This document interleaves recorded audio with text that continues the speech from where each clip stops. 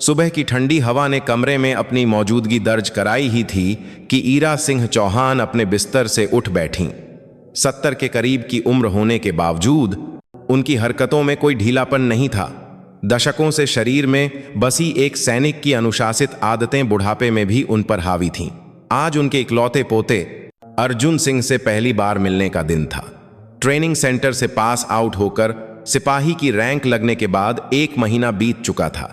इस बीच कुछ छोटी छोटी फोन कॉल्स पर अर्जुन की आवाज में एक अजीब सी उदासी थी। उस सूखी आवाज ने ईरा के दिल पर पूरी बात के रात एक भारी बोझ बनाए रखा था। रसोई की ओर बढ़ते हुए उन्होंने कुछ दिन पहले से भिगोकर रखे हुए राजमा को एक बड़े पतीले में डाला। यह उनकी रसोई के सबसे अच्छे राजमा में से एक थे, जिसमें उनका समय और प्यार दोनों छिपा था। उसके ऊपर उन्होंने घर के बने मसालों और घी का तड़का लगाया। अर्जुन को अपनी दादी के हाथ का बना राजमा बहुत पसंद था, बल्कि उसे यह पसंद करने के लिए मजबूर होना पड़ा था। 10 साल की उम्र में जब बारिश में फिसलते हुए एक ट्रक ने उनके बेटे और बहू की गाड़ी को कुचल दिया था, तब ईरा ने दुनिया को बिखरते हुए महसूस किया था।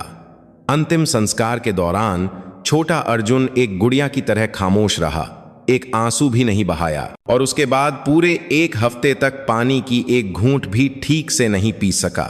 उस समय ईरा ने खुद को जबरदस्ती संभालकर यही राजमा बनाया था। माता पिता को खोने वाले उस बच्चे के जख्मी दिल को किसी भी तसल्ली के शब्द ने नहीं खोला, लेकिन उबलते हुए राजमा की मसालेदार और घरेलू खुशबू ने चमत्कार की तरह उसकी भूख को जगा दिया।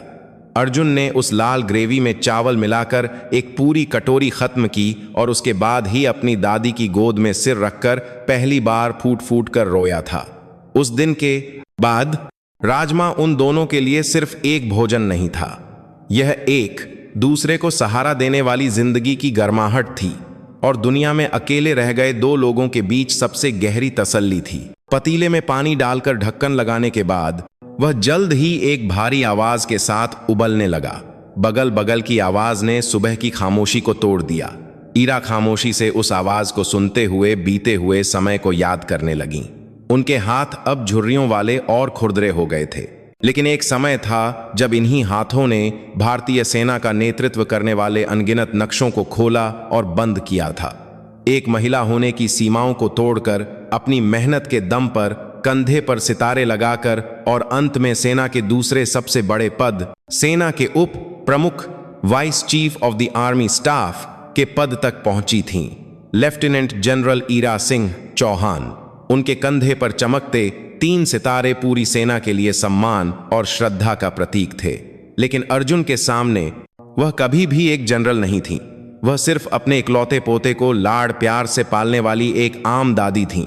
वह अपने बेटे को सेना में जाने से नहीं रोक सकीं और अंत में एक दुर्घटना में उसे खोने का अपराध बोध जीवन भर उनके साथ रहा। शायद इसीलिए वह नहीं चाहती थीं कि अर्जुन भी उसी रास्ते पर चले।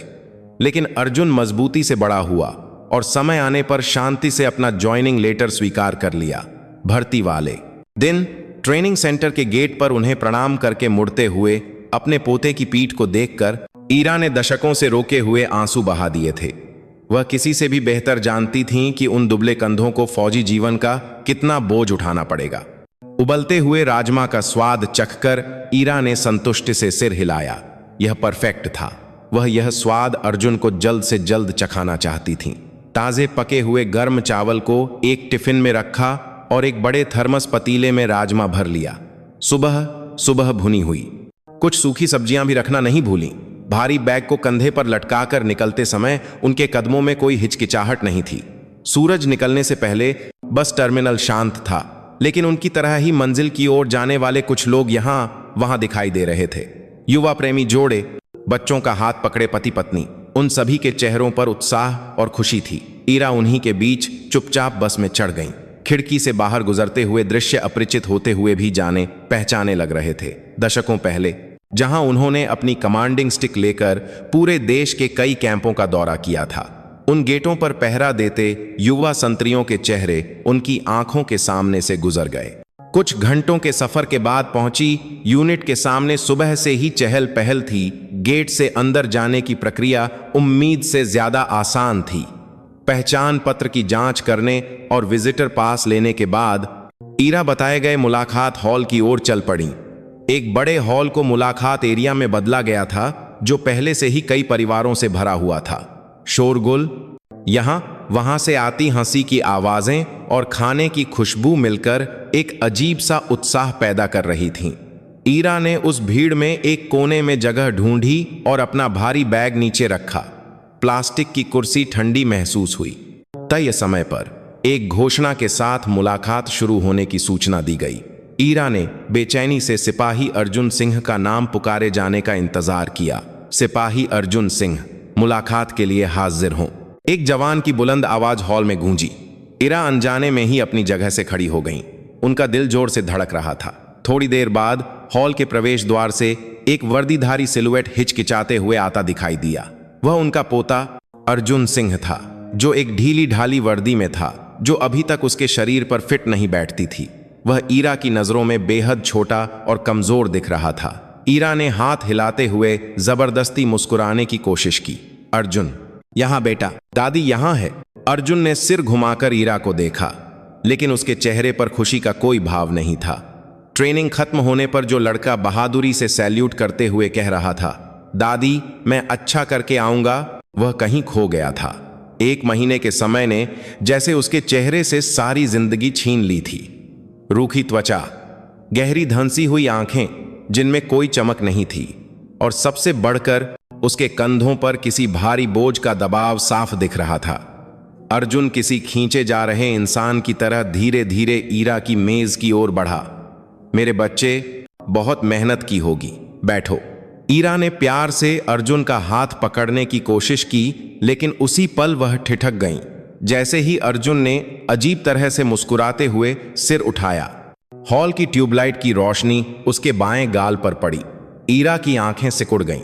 उसकी गाल की हड्डी पर निश्चित रूप से एक नीला काला निशान था, जिसे किसी कॉस्मेटिक से अनाड़ीपन से छिपाने की कोशिश की गई थी, लेकिन जीवन भर चोटों और निशानों को देखने वाली ईरा की पैनी नजरों को धोखा नहीं दिया जा सकता था। यह साफ तौर पर किसी के मारने का निशान था। अर्जुन, ईरा की आवाज एक पल में गहरी और शांत हो गई। तुम्हारे चेहरे पर यह क्या है? यह चोट कैसे लगी? नहीं दादी, कुछ नहीं, बस ट्रेनिंग के दौरान थोड़ा गिर गया था राइफल से। हाँ, राइफल से थोड़ी चोट लग गई, मैं ठीक हूं। अर्जुन ने जल्दी से सिर झुका लिया और दादी की नजरों से बचने लगा। उसने अपना हाथ छिपाने की कोशिश की, लेकिन ईरा ने उस छोटी सी हरकत को भी पकड़ लिया। वर्दी की आस्तीन से बाहर छौंकते हुए उसके हाथ की पीठ पर खरोंच के नहीं, बल्कि किसी चीज से बार बार रगड़ने या घिसने के कारण बने लाल जख्म साफ दिख रहे थे। यह ट्रेनिंग से लगी चोट नहीं थी, यह स्पष्ट रूप से दुर्व्यवहार का सबूत था। ईरा का दिल बैठ गया। सेना की पूर्व उप प्रमुख होने के नाते वह सेना नामक संगठन की अच्छाई और बुराई दोनों को अच्छी तरह से जानती थीं। दशकों तक उन्होंने भ्रष्टाचार को खत्म करने की कोशिश की थी, लेकिन वह जानती थीं कि पर्दे के पीछे ऐसे घाव अभी भी मौजूद हैं। लेकिन उन्होंने कभी कल्पना भी नहीं की थी कि इसका शिकार उनका अपना इकलौता पोता होगा। मैं ठीक हूं दादी। सच में अर्जुन तोते की तरह बस यही दोहराता रहा। यह दादी को तसल्ली देने की कोशिश नहीं थी, बल्कि किसी गहरे डर में जकड़े हुए एक व्यक्ति का बचाव था। ईरा ने और कुछ नहीं पूछा। यहां इस समय पोते पर दबाव डालना बेकार था, यह उसे और बड़े खतरे में डाल सकता था। उन्होंने अपने अंदर उठते ठंडे गुस्से को जबरदस्ती दबाया और चेहरे पर मुस्कान लाने की कोशिश की। ठीक है बेटा, पहले खाना खा लो, अर्जुन को भूख लगी होगी, तुम्हारी पसंदीदा चीज। ईरा ने भारी बैग खोलकर थर्मस का पतीला निकाला। ढक्कन खोलते ही भाप के साथ राजमा की मसालेदार और घरेलू खुशबू पूरे हॉल में फैल गई। अर्जुन की आंखों में उस खुशबू से एक पल के लिए चमक आई, वही खुशबू जिसने माता पिता को खोने के बाद उसे फिर से खड़ा किया था। उस पल के लिए अर्जुन के चेहरे से डर का साया कुछ कम होता दिखा। दादी, खुशबू बहुत अच्छी है। लेकिन जैसे ही अर्जुन ने चम्मच उठाने के लिए हिचकिचाया, तभी अबे ओए अर्जुन, कमीने! मुलाकात हॉल के प्रवेश द्वार पर शोर मचा और गाली ग्लौज के साथ 2 सिपाही उनकी मेज की ओर बढ़े। एक हवलदार रैंक का था और दूसरा नायक। उन्हें वहां मौजूद सैकड़ों लोगों की नजरों की कोई परवाह नहीं थी। वे ऐसे चल रहे थे जैसे यह उनका अपना कमरा हो। हवलदार रैंक वाले ने हौंसते हुए अर्जुन के सिर के पीछे एक जोरदार थप्पड़ मारा। थप की आवाज ने हॉल के शोर को एक पल के लिए शांत कर दिया। अर्जुन सिर झुकाए खड़ा रहा, उसकी पीठ कांप रही थी। साले, मुलाकात में बड़ा मजा आ रहा है। कल की तरह गलती की तो आज शाम को तेरी खैर नहीं, टॉयलेट में मुंह डुबो दूंगा तेरा, साथ वाले नायक ने गंदी गालियां देते हुए कहा। उनके डरावने रवैये को देखकर आसपास बैठे परिवार भी सहम गए। ईरा की आंखें बर्फ की तरह ठंडी हो गईं। तभी अर्जुन को थप्पड़ मारने वाले हवलदार की नजर मेज पर रखे राजमा के पतीले पर पड़ी। ओहो, नए सिपाही के तो बड़े ठाठ हैं। ये क्या बदबू है? मेज का खाना तो नहीं लगता। हवलदार ने नाक सिकोड़ते हुए पतीले की ओर हाथ बढ़ाया और बिना किसी हिचकिचाहट के उसे जोर से जमीन पर पटक दिया। धड़ाम की तेज आवाज के साथ पतीला जमीन पर लुढ़क गया। ईरा का सुबह से उठकर सिर्फ एक व्यक्ति के लिए बनाया गया, उन दोनों के इतिहास और प्यार से भरा राजमा उस ठंडे और गंदे मुलाकात हॉल के फर्श पर बिखर गया। तुम लोग अब तक सब कुछ देख रही ईरा धीरे धीरे अपनी जगह से उठी। उनकी आवाज एक बूढ़ी महिला की आवाज जैसी नहीं थी, बल्कि गहरी और अधिकारपूर्ण थी। यह क्या कर रहे हो? हवलदार ने नाराजगी से, या शायद इस बात पर हैरान होकर कि कोई बूढ़ी औरत उसे टोकने की हिम्मत कर रही है, ईरा की ओर देखा। बुढ़िया, अपना काम कर। तू इसकी जगह फौजी की नौकरी करेगी क्या? यह एक ऐसी गलती थी जिसे सुधारा नहीं जा सकता था। उस एक वाक्य ने ईरा सिंह चौहान के सब्र का बांध तोड़ दिया। ईरा ने अब उनकी ओर नहीं देखा। वह फर्श पर बिखरे राजमा के उस दर्दनाक दृश्य को चुपचाप देखती रहीं, फिर धीरे धीरे सिर उठाया। उनकी झुकी हुई पीठ अब स्टील की तरह सीधी हो चुकी थी। उन्होंने हॉल के शोर को नजरअंदाज करते हुए कोने में बैठे एक युवा अधिकारी मुलाकात हॉल के प्रभारी की ओर कदम बढ़ाए। हॉल के कोने में एक मेज और एक टेलीफोन रखा था, जहां एक नौजवान सेकंड लेफ्टिनेंट बैठा था, जिसके चेहरे से साफ पता चल रहा था कि वह हाल ही में कमीशन हुआ है। उसके नेम प्लेट पर विवेक शर्मा लिखा था, लेकिन वह वीकेंड की ड्यूटी से थका हुआ और ऊब चुका था। वह अपना ज्यादातर समय स्मार्टफोन पर बिता रहा था। ईरा एक एक कदम भारीपन से उसकी ओर बढ़ी। सेकंड लेफ्टिनेंट विवेक ने सिर उठाया। पहले तो उसे लगा कि यह कोई और मुलाकाती है जो किसी छोटी मोटी शिकायत के लिए आई है। उसने झुंझलाकर कहा, जी माताजी, मैं आपकी क्या मदद कर सकता हूं? लेकिन जैसे ही उसने मुंह खोला, उसकी आवाज अटक गई। सामने खड़ी बूढ़ी औरत की आंखों की वजह से वे एक आम बूढ़ी औरत की आंखें नहीं थीं। वे हजारों सैनिकों का नेतृत्व करने और देश की सुरक्षा का बोझ उठाने वाले व्यक्ति की ही हो सकती थीं। गहरी और शांत। उस रौब से घबराकर विवेक अनजाने में ही सीधा होकर बैठ गया। मुझे इस यूनिट के डिवीजन कमांडर से बात करनी है। ईरा की आवाज शांत थी, लेकिन हॉल के शोर को चीरती हुई विवेक के कानों में साफ सुनाई दी। विवेक हैरान रह गया। डिवीजन कमांडर, एक आम सिपाही से मिलने आई एक बूढ़ी औरत सीधे 2 स्टार जनरल से बात करना चाहती है। उसे लगा कि यह औरत या तो सेना के नियमों से अनजान है या फिर खाना बिखरने के गुस्से में जिद कर रही है। माताजी, यह थोड़ा मुश्किल है। डिवीजन कमांडर साहब बहुत व्यस्त रहते हैं और वह इस तरह के मामलों में सीधे किसी नागरिक से बात नहीं कर सकते, नियमों के अनुसार। नियम? ईरा ने उसकी बात काट दी। उस एक शब्द के वजन से विवेक ने अनजाने में ही थूक निकला। क्या तुम्हारे नियम यह कहते हैं कि एक सीनियर द्वारा की जा रही हिंसा और दुर्व्यवहार को देखकर भी चुप रहो? क्या एक सिपाही की मुलाकात में आकर उसे गालियां देना और परिवार के लाए खाने को लात मारना इस यूनिट का नियम है? वह क्या? विवेक को अब फर्श पर बिखरी लाल ग्रेवी और दूसरी तरफ सहमे खड़े सिपाही अर्जुन और मजाक उड़ाते हुए हवलदार और नायक पर नजर गई। उसे स्थिति समझ में आ गई, लेकिन वह मामले को दबाना चाहता था। माताजी, आप शांत हो जाइए। मैं बाद में उन सिपाहियों को बुलाकर कड़ी चेतावनी दूंगा, इसीलिए अभी तुरंत डिवीजन कमांडर को फोन मिलाओ। ईरा ने उसकी बात फिर काटी। तुम्हें कोई नुकसान नहीं होगा, जल्दी करो। नहीं हो सकता माताजी, विवेक भी अड़ गया। आपको कितना भी गुस्सा हो, एक प्रक्रिया होती है। प्रक्रिया? ईरा ठंडक से मुस्कुराई। ठीक है, अगर प्रक्रिया चाहते हो तो मैं उसे भी पूरा करूंगी। वह एक कदम और मेज के पास आई और विवेक की आंखों में सीधे देखते हुए एक एक शब्द पर जोर देकर बोली, मैं सेना की पूर्व उप प्रमुख retired lieutenant general Ira Singh Chauhan हूं। विवेक का दिमाग सुन्न हो गया। सेना की उप प्रमुख लेफ्टिनेंट जनरल, 3 सितारे, भारतीय सेना का दूसरा सबसे बड़ा पद। उसे समझ नहीं आया कि सामने फटे पुराने कोट में खड़ी यह बूढ़ी औरत खुद को क्या बता रही है। क्या यह मजाक है? क्या तुम्हें मेरी बात मजाक लग रही है, या तुम एक सीनियर अधिकारी के सम्मान को ठेस पहुंचा रहे हो, या तुम्हें मेरी पहचान पर शक है? दोनों ही सूरतों में यह तुम्हारी फौजी जिंदगी के लिए भारी पड़ेगा। ईरा ने अपनी जेब से बटुआ निकालने की जहमत नहीं उठाई।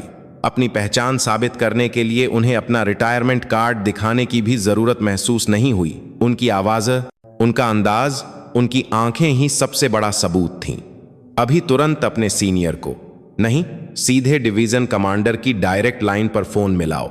मेरा नाम बताओगे तो वह खुद फैसला करेगा कि फोन उठाना है या नहीं। तुम अपने स्तर पर फैसला मत करो। विवेक पूरी तरह से जम गया था।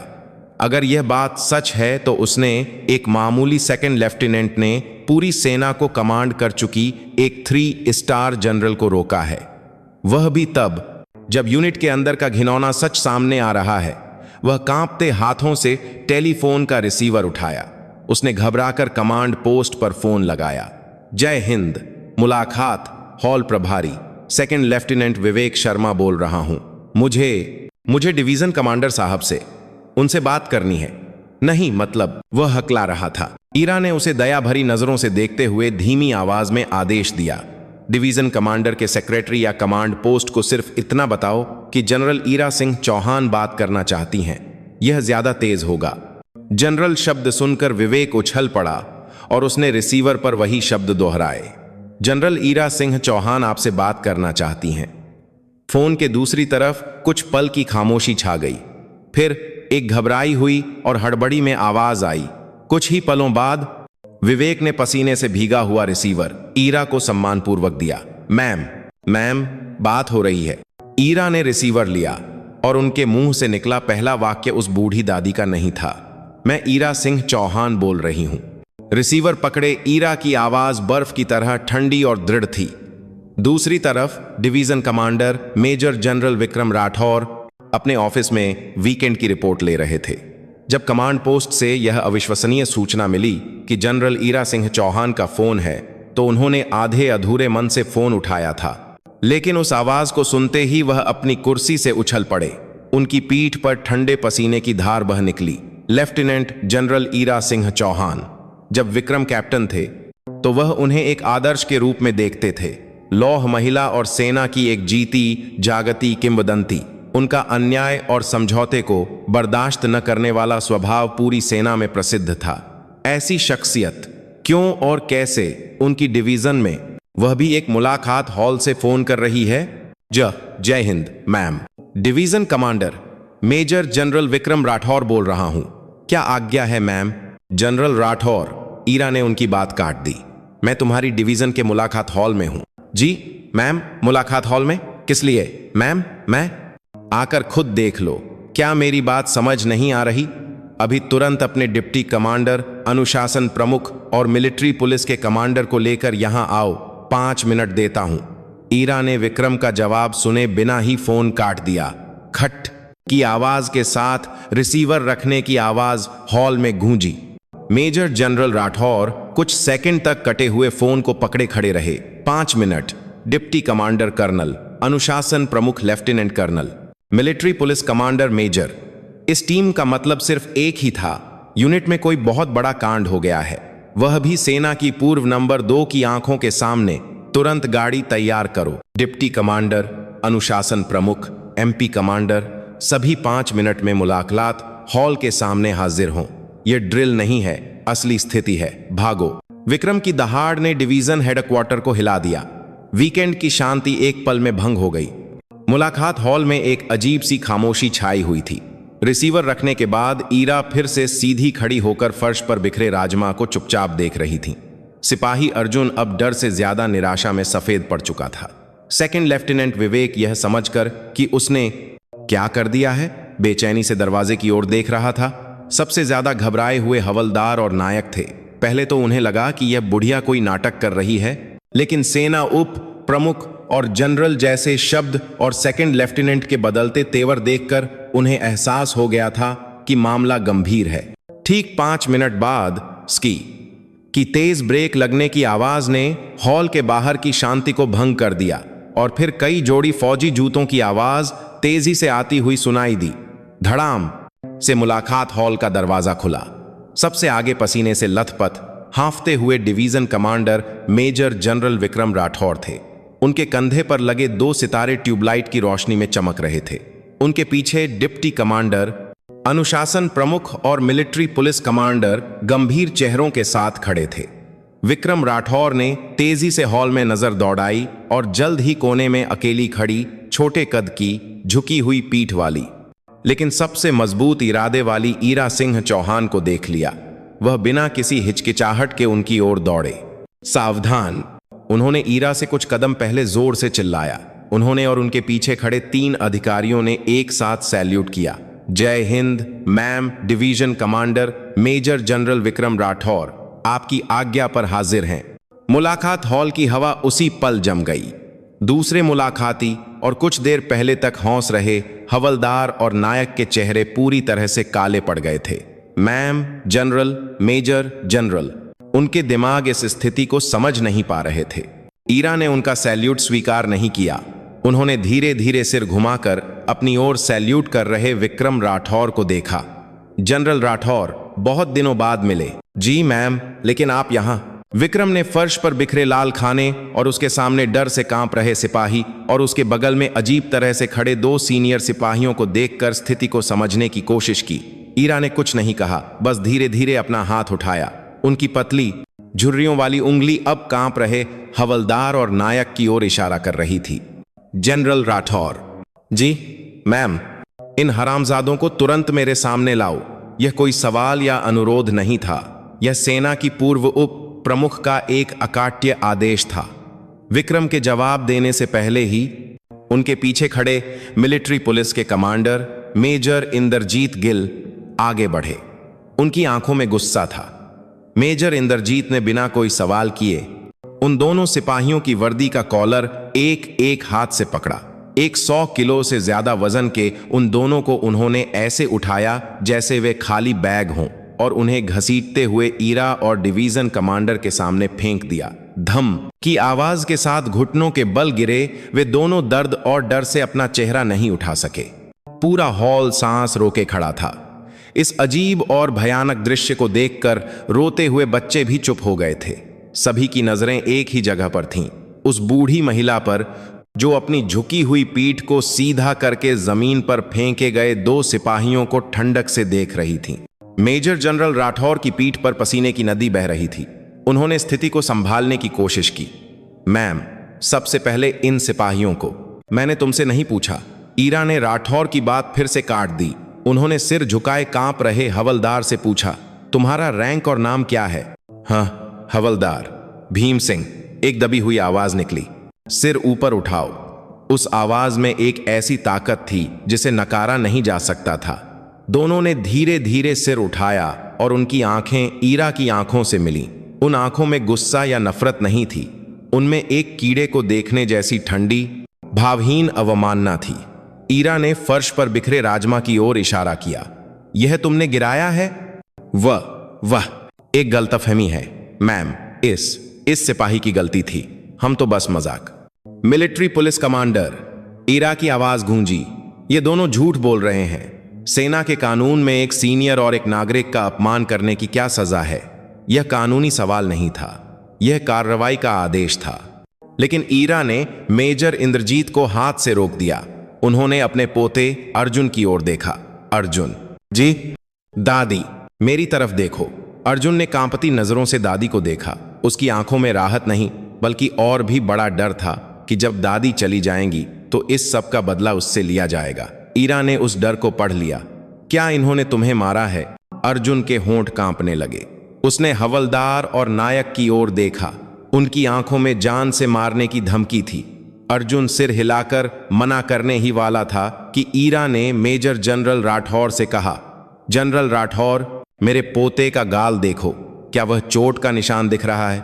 मेरे पोते का हाथ देखो, क्या वे जख्म दिख रहे हैं? यह ट्रेनिंग की चोट नहीं है, यह मारपीट और दुर्व्यवहार का सबूत है।